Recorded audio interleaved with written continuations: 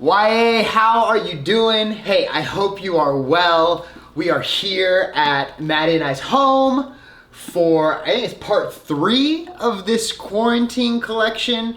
Depending on when you're watching this, we are coming up right at the beginning of May. Gosh, it's crazy. It's already the beginning of May. We've been in quarantine because of what is happening right now around the world with the coronavirus, and found out yesterday actually, that this stay home, stay healthy order is going to be extended through the month of May. So we are going to be in another month of this and this kind of weird new rhythm that we're in the middle of. But hey, if you're watching this the week that this video came out, if you're watching this, just wanted to let you know that we are actually taking YA. For the last few weeks, we've been doing these YouTube videos. It's been awesome. Been having a lot of fun making them and stuff like that. But we're actually going to be trying something new here that I'm really excited about. We are going to be taking YA online to Zoom. Now, if you haven't heard of Zoom, then I don't know what you have been doing over the last month. But Zoom, it is this like video conferencing app. And we are going to be taking YA onto Zoom starting this Sunday. Or actually, it started the last Sunday, depending on when you watched this. But we are going to be on Zoom this coming Sunday. If you are watching it the week that this video was released, we're going to be on Zoom this coming Sunday. I'm excited for it. Be on the lookout. Instagram, Facebook.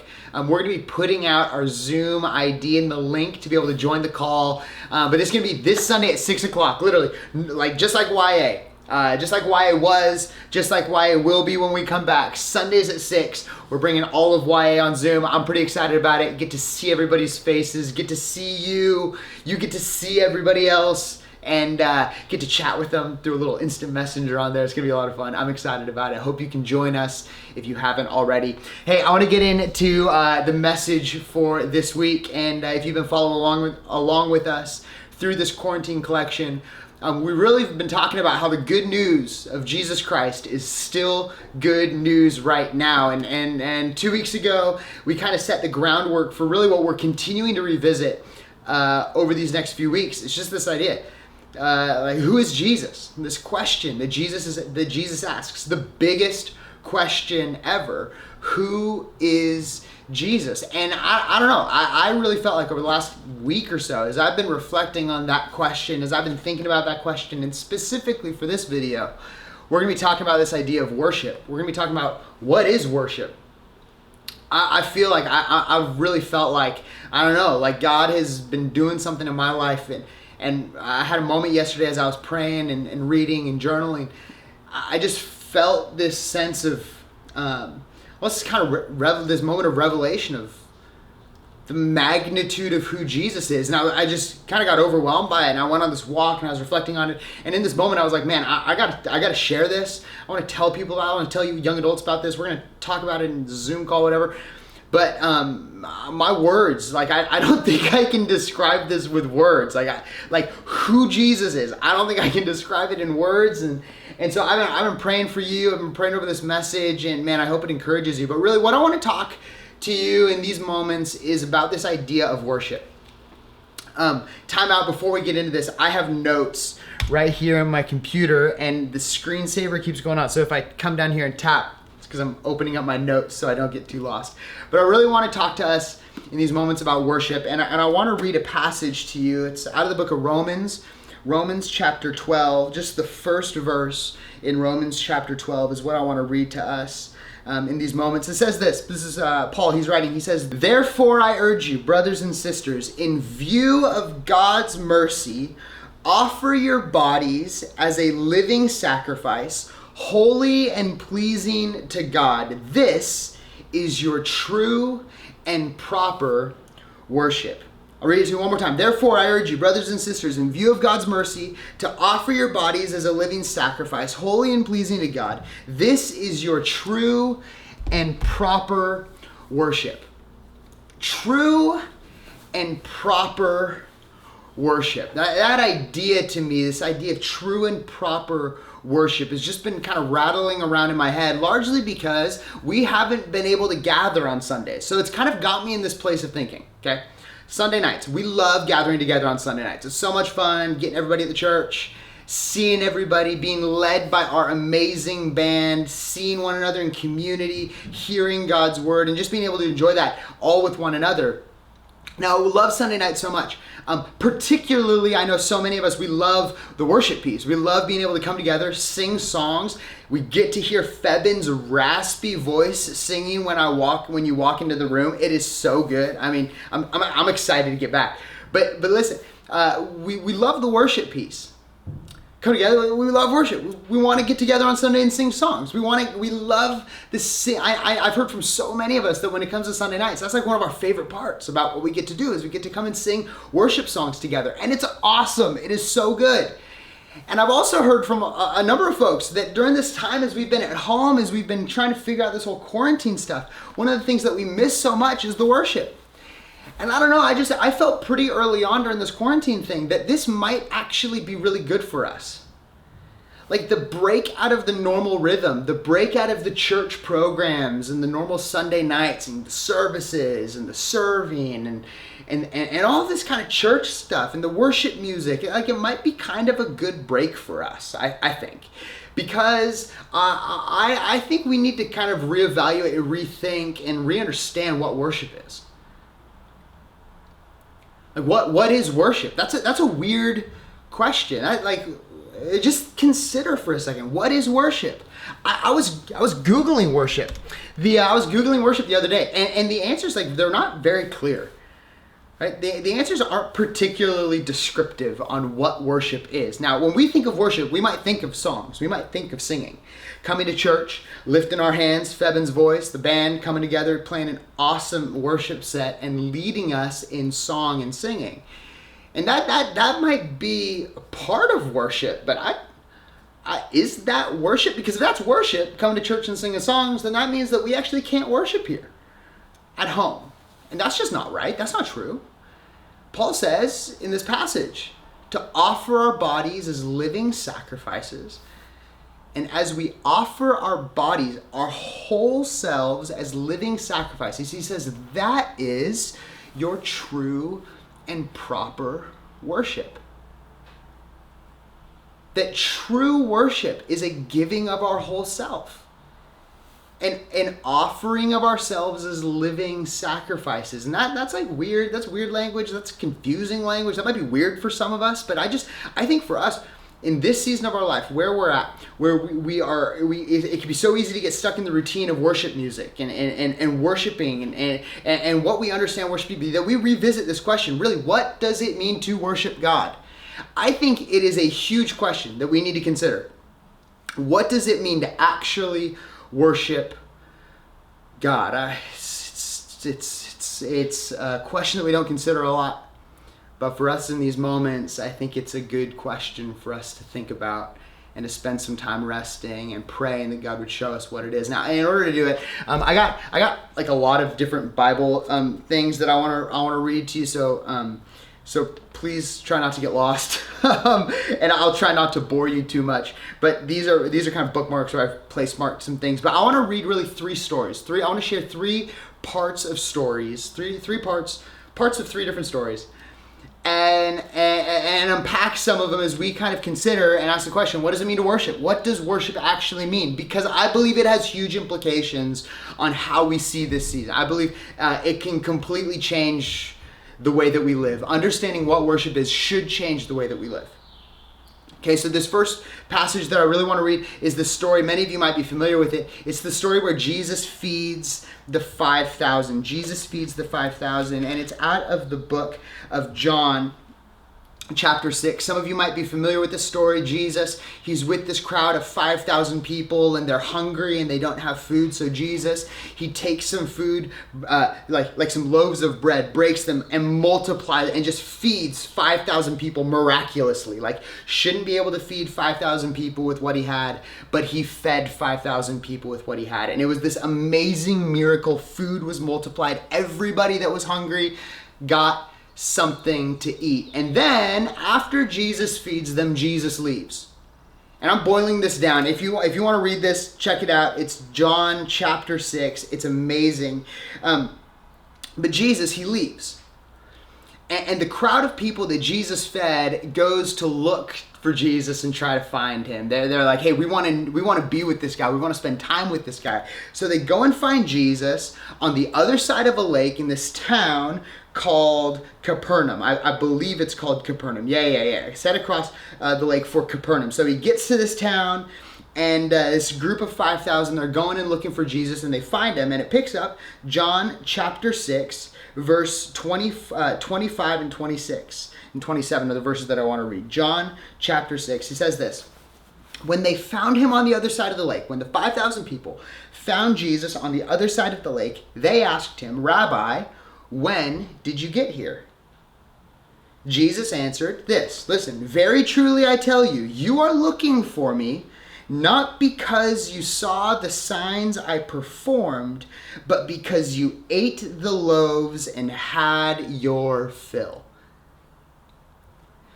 So what's going on here? So Jesus, he sees this group of people, and they're coming to Jesus. They say, hey, Jesus, we've been looking for you. Like, so glad we found you. And Jesus, he kind of shoots back at him. He says, hey, you're looking for me not because you saw these signs. Not because you saw what I did and you recognize it as a miracle, but because you ate these loaves and had your fill. What does this mean? What's Jesus saying? All of the signs that all the miracles that Jesus performed. If you read through the book of John, if you're new to faith, if you're new to this Jesus thing, check out the book of John. It's one of the 4 Gospels, and it really lays out all of these different miracles that Jesus did. And at the end of the book, there's the purpose of the book that was stated, which says John, he recorded all of these things so that we might know that Jesus is the Son of God. And so Jesus, he's performing all these miracles, and he does this one in particular where he feeds 5,000 people, and those 5,000 people come looking for Jesus. They find him, and Jesus says, you came to me not because you saw signs. What does Jesus mean? He's looking at him saying, you're coming to me not because I'm God. You're coming to me not because of these miracles that I did that point to really who I am. You're not coming to me for me. Jesus is looking at them and saying, you're coming to me because of what I did for you. You're coming to me because of what I gave you. You're coming to me because you got your fill of loaves and you're hungry again, and so you want more food. You're coming to me not because of who I am, but you're coming to me so that I can do something again for you. And Jesus, he rebukes them. And if you go on later on in that passage and you see these different examples of what Jesus is saying, he says, hey, actually this food that you're wanting, this bread, he says, this food is food that wastes away. That you're hungry, you're asking for me to fill you, but you're going to be hungry again, and you're going to keep coming back, and you're going to keep getting hungry, you're going to keep getting your fill. He says, instead of doing that, how about you just eat of me? This is weird language, but what he's saying, he says, come to me and learn who I am. He says, come to me because you want me, not because of what you want me to do for you. Now that's big. And I just get the sense that for many of us, like myself included, I'm not exempt from this. Many of us, we come to Jesus because we want him to do something for us. We come to Jesus because we want him to perform for us. We're coming to Jesus for him to do something in our lives. It just got me thinking, like, do any of you guys have that friend that comes and does something for you, like does you a favor, does something kind to you so that you'll do something for them? Like somebody comes up and helps you out. Somebody comes up and takes your dishes after you're done eating. Somebody comes up and does you a favor. And there's a little part of you that is wondering, like, why? Like, what are you getting out of this? It's like these people coming to Jesus. Say, I'm coming to Jesus, not for Jesus. I'm not coming to Jesus for who he is. I'm coming to Jesus for what I can get out. I'm coming to Jesus because of what he can do for me in this season. And Jesus is saying, like, look, like, I want people who are coming to me for me, who I am, and what I've already done for them I think if we're not careful, we can come to church and we can sing these songs and we can be believing God for something in our lives. And that's not bad. Like, Jesus, there's all this stuff going on in my life. I need you to show up. Jesus tells us to pray to him and ask him to do the things that we want him to do. Like, Jesus says to come to him with our requests, come to him with our prayers. But I've been thinking a little bit about this. Like, are we actually coming to Jesus because of what he's done for us? Are we actually coming to Jesus because of who he is? Or are we coming to Jesus hungry? Are we coming to Jesus thirsty, asking him to just solve like a small, minor situation or circumstance in our life? Coming to him with our worries, coming to him with our fears. And that's not bad, but that's not worship. Like, that's not worship. Oh, and let me just kind of bring it back around real quick to one other. So I want to share another story with you, and this is the woman at the well. This is another story, just 2 chapters before in John chapter 4. And I just want to read to you these few verses in John chapter 4.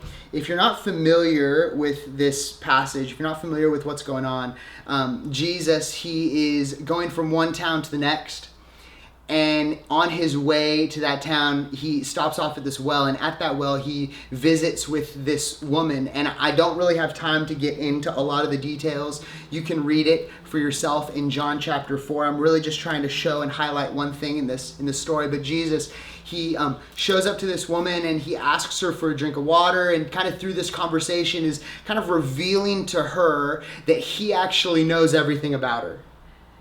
And what he reveals to her and what we learn about this woman is that, yes, she is a Samaritan woman interacting with a Jewish man, Jesus, and that already has some weird social connotations to it, but that she was a woman who had 5 prior husbands.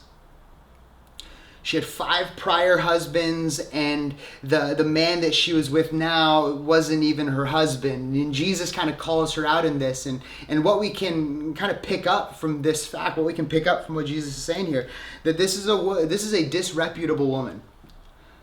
Like, this is a woman who goes to the well at the heat of the day because she doesn't want anybody else to see her. She doesn't want to be around anybody else. She has a bad reputation. She carries with her shame, and she carries with her guilt, and she carries with her embarrassment. This is not a woman that people want to be around, nor is it a woman that wants to be around others because of what they might do, say, or think of her. This is a hurting woman with a lot of stuff in her life. And Jesus, he has this experience with her, reveals to her who he is. He says this in John chapter 4. "Woman," Jesus replied, "believe me, a time is coming when you will worship the Father neither on this mountain nor in Jerusalem. You Samaritans worship what you do not know. We worship what we know, for salvation is from the Jews. Yet a time is coming and has now come when the true worshipers will worship the Father in the Spirit and in truth. For they are the kind of worshipers the Father seek. God is spirit, and his worshipers must worship in spirit and in truth." The woman said, "I know the Messiah called Christ is coming. When he comes, he will explain everything to us." Then Jesus declared, "I, the one who is speaking to you, am he." Just then the disciples returned and were surprised to find him talking with a woman. But no one asked, "What do you want?" or "Why are you talking with her?" And then this. Then, leaving her water jar, the woman went back to the town and said to the people, "Come, see a man who told me everything I ever did. Could this be the Messiah?" They came out of the town and made their way towards him. This is what I want us to see. Jesus, he reveals himself to her. He shows her who he is, calls out this part of her life, identifies, he knows what's going on. She says, "Hey, you must be a prophet." And I'm sorry if the part that I read was a little confusing, but this is what I want you to see, that Jesus reveals himself to her, and her response to learning about who Jesus is, Her response to this revelation of who God is, this response to this fact that God was right in front of her, that Jesus, the Son of God, was right in front of her, is to leave her water jar, which represented this thirst, which represented this like life that she had, like to leave it behind, to run to the very people who she was afraid of. To run to the very people that she was trying to avoid and tell her, oh my gosh, you must come and see this man. Is this the Messiah that we've been waiting for? Is this who I think he is? Is Jesus God? The way she responds to this is what I want us to see, and what I think we get a little bit of a glimpse of what worship is. That in the moment of realizing who Jesus was, the moment of like just the possibility of who Jesus was, she drops everything that she was doing and drops every worry, every fear, everything that she had prior, goes to the people that she was afraid of, goes to the people that she had a bad reputation among, and cannot help but invite them to go and see who this Jesus guy is. Cannot help but out of an overflow of her heart, tell people about who Jesus is. Like that's worship. The worship isn't even in the telling. The worship is this recognition that Jesus is God. Like, is this recognition of like just being in awe of who God is. Like for this woman, leave her jar behind, run back to the very people that she was afraid of, shows me that she didn't care. Because she had seen God. It was this complete this is crazy. This picture. This is where my words fail me a little bit, and this is where I pray that we get this. That there was just an abundance of awe. There was an abundance of honor. There was just an abundance of reverence before Jesus, and she's saying, "Oh my gosh, everything else pales in comparison to what I'm experiencing right now. Everything else pales to what I've just witnessed, that God is right in front of me." That thing that happened in her heart of awe, of reverence, of honor, of oh my gosh, this complete submission of everything else fading into the background, that is worship. This just complete submission in awe and reverence of who Jesus is, that's worship. Not this coming to Jesus and saying, "Ah, Jesus, I've got this thing, like God, I'm hungry. Like, man, you did this miracle. This is crazy, like good on you, but hey, can you do another one for me?" Like that's not this true and proper worship that we see Paul describing in Romans. It's this complete surrendering of everything that you are. Every worry, every fear, every desire, every dream, everything just being submitted and surrendered to the feet of Jesus because you are in so much awe of who he is. Just so much. It is a posture of your heart. What is worship? Paul, that we would offer our bodies as living sacrifices, and that's our true and proper worship. True worship is just that it's a heart posture.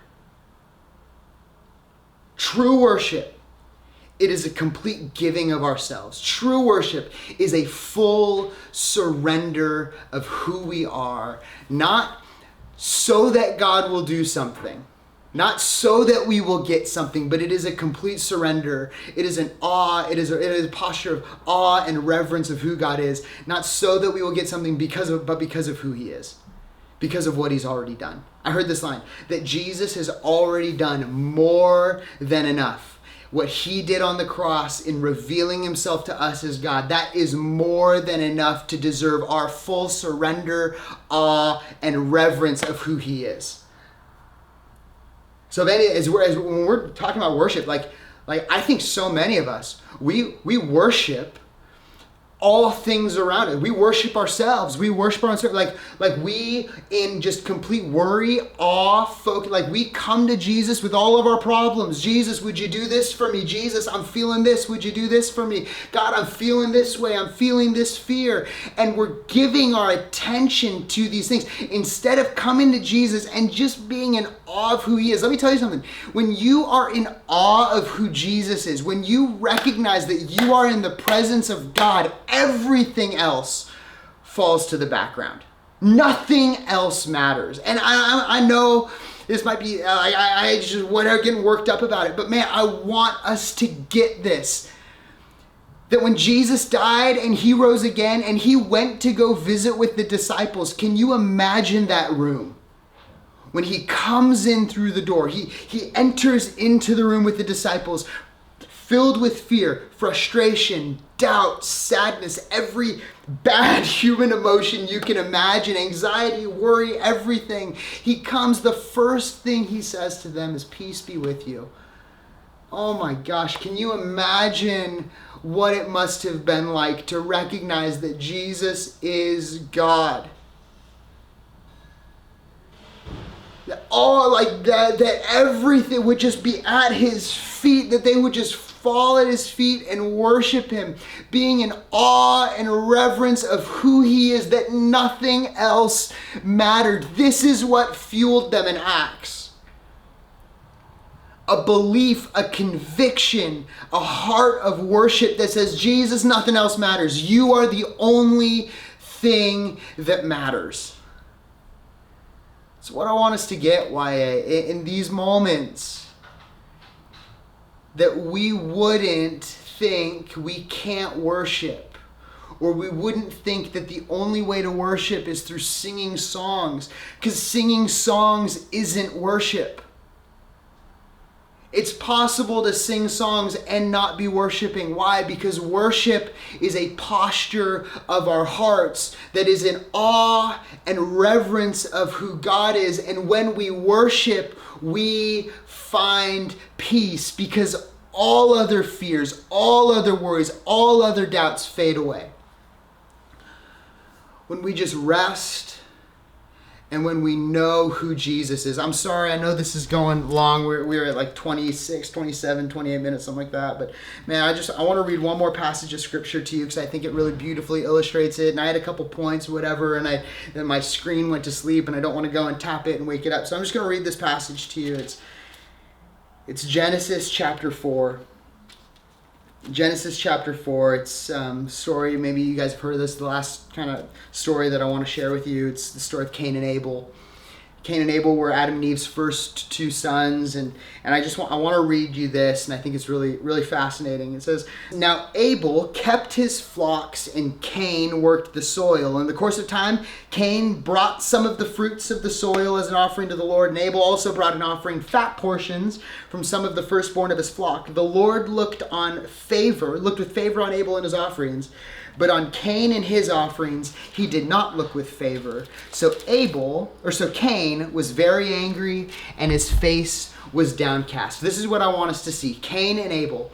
Abel brought the best of his offering, the fat portions from the firstborn of his flock. It was the best of the best. He gave the best of what he had to God because he knew who God was. He knew that God was worthy of it, and he knew that trusting God with the best was better than keeping the best for himself. Cain kept the best for himself and brought some fruits, just brought a food offering, a fruit offering to God. Abel gave the best. Cain just gave some of what he had. And it said that Abel's offering found favor with God, but Cain's didn't. Now, this is what I want us to see. When you read it, you might say, well, Cain didn't find favor with God because of his offering. But it is a heart piece that we are looking at here. When we're talking about worship, we're not talking about what we do, but we're talking about the heart behind what it is that we're doing. So you can sing worship songs and you can still not have a worshipful heart. A worshipful heart, again, remember, it is a heart that is in awe and that is of reverence to God. It is a heart full of trust, full of gratitude for Jesus. Abel had a worship. trusting God with the best, that he was worthy of the best. Cain, not so much. I heard this thought. I thought it was beautifully written, and it just struck me so much. That Cain wasn't rejected because of his offering. It wasn't because Cain's offering wasn't good enough that Cain was rejected. Cain's offering was rejected because of Cain's heart. Cain wasn't rejected because of his offering, but his offering was rejected because of Cain's heart. You see, worship, when we're talking about worship, it is so much less about what it is that we're doing, and it's so much more about what's going on the inside of us. So for us, YA, like this is what I want us to get. This is what I want us to get. This kind of final thought. Knowing God leads to worshiping God, and worshiping God leads to peace. Knowing God leads to worshiping God, and worshiping God leads to peace. Because when we know who God is, it leads us to a place of worshiping him for who he is, not for what he's done. And when we worship him for who he is and not what he's done, it leads to peace, because all things fade into the background, and the sole care and concern of our hearts, of our lives, is Jesus. Now that's worship, is being in awe, being in reverence of who he is and what he has done for us, and recognize that, Jesus, you are enough for me, man. What you've done, like that's enough. So really, like we're kind of talking about worship. What is worship? As Paul says in Romans 12, offering our bodies as living sacrifices, that is our true and proper worship. Worship is offering ourselves. It's like our whole self just being in, again, I've said it so many times, awe and reverence of who God is, in complete surrender and submission to who he is. Not because of what he will do, not because of what we want him to do, but because of who he is. Man, when was the last time we sat and just pictured ourselves in the room with the disciples, and we just pictured ourselves before Jesus, and what it must have been like to be sitting there just for a moment, like just close your eyes as we wrap up and just consider what it must have been like to be in that room with Jesus and his disciples when they realize who he is. And every fear, every worry, every anxiety, every concern that they had goes out the window, just blows out of the room, because they're just in awe of who he is. Would we be people that live like that? Man, I'm so far from that. I don't know about you, but this season it's brought up anxiety. It has brought up worry. It has brought up insecurity in me. It's brought up impatience. It has brought up selfishness. It has brought up irritability. Ask my wife. Oh my gosh. But man, I've been thinking about this that when we know who God is, that changes everything. And so I want you to, I'm on this journey with you.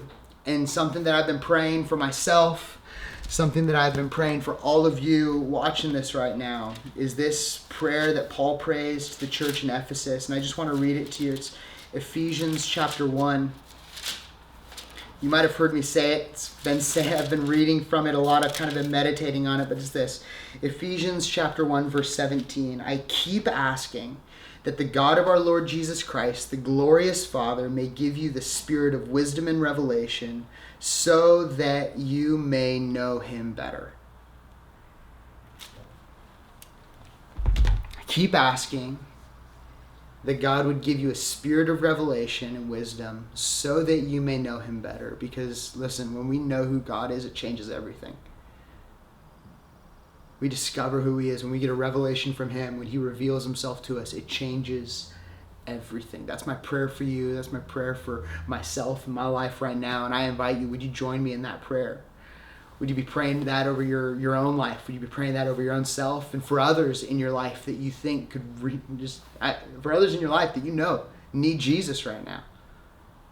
So why don't we end this video a little bit? I'm sorry that it went so long. You know, words kind of fail me when it came to this, but I am believing, and I do believe that this is this is it, you know, this is it. So would you join me in a word of prayer? Jesus, I thank you so much for the love that you have for us, God. I pray that we would not move on from it. I pray that we wouldn't grow out of your love into some other thing, but Jesus, that we would just continue to grow deeper in your love, that we would continue to grow deeper in wisdom of who you are. And God, that you would just show us how to apply your gospel to all these different areas of our life. So Father, for every person hearing this, for every person watching this, God, I pray that prayer that you would give each and every one of us, Jesus, a spirit of wisdom and revelation, that we might know you better. God, reveal yourself to us. Show us who you are. We can't work our way closer to you, God, but you have revealed yourself to us already. So would you just continue to do that? Holy Spirit, would you be moving? Would you be opening our eyes to who it is you are? We love you so much and pray all these things in your name, Jesus. Amen. Love you so much, YA. Hope you are well. My mustache is looking real nice. And hey, join us on Zoom this weekend. See you soon.